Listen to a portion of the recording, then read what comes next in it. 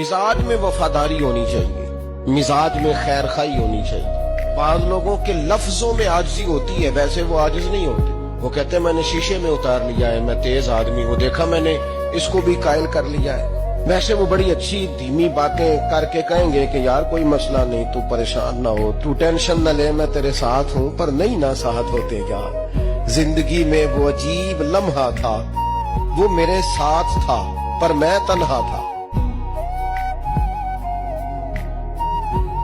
वो इकबाल कहते हैं कि ये जो हजरत इब्राहीम अलैहिस्सलाम का आग में जाना है ना, ये भी इश्क है, और ये जो इमाम हुसैन का करबला जाना, ये भी इश्क है।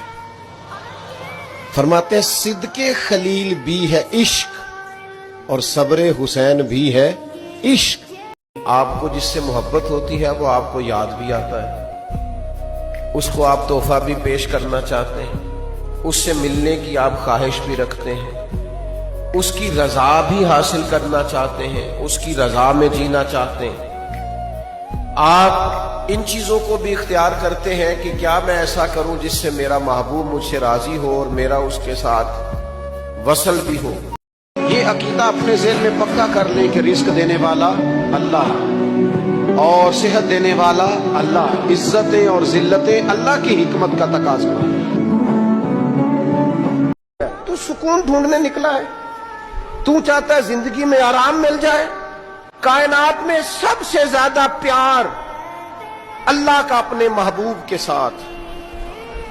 लेकिन देख लो ना, पैदाइश से पहले ही हुजूर के वालिद चले गए। 4 साल या 6 साल की उम्र में वालदा गई। 8 साल की उम्र थी, महबूब के दादा का जनाजा उठा तो महबूब पीछे पीछे जनाजे के जा रहे। फिर वक्त आया जब तबलीग दीन का, तो दुनिया का कौन सा दुख और कौन सी तकलीफ और कौन सी अजियत है जो हुजूर को नहीं दी गई।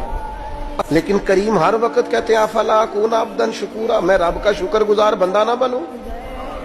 अपने बच्चों से बंदे को प्यार हो जाता है ना, अपने लिए तो उसके पास पैसे होते हैं, गुजारा होता है, बच्चों के लिए कोई नहीं ना। तो लोग 40-40 साल का परदेश नहीं काटते।